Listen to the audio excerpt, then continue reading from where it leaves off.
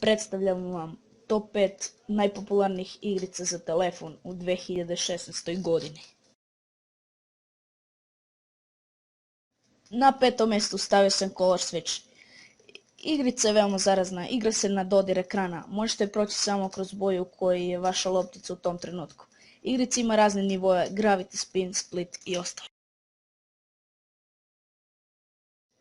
Na četvrtom mjestu stavio sam Online Headball.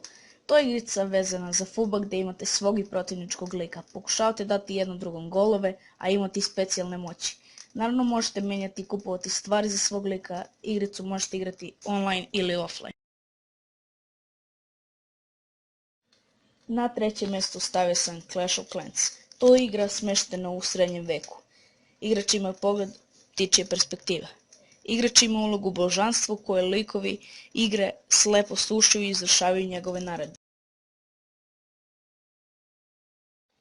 Na drugom mjestu stavio sam Pokemon Go. Ta igrica je zarazila ceo svet. Veoma prosta, idete po gradu, gledate u telefon i hvatate Pokemone. Za igricu je potreban uključen GPS i internet. Na prvom i zasluženom mjestu stavio sam Clash Royale. Ja mislim da je ovu igricu svako dete probao. Nemam šta reći o ovoj igrici, odlična je sama po sebi. Hvala na gledanju, bacite like i subscribe. Ćao!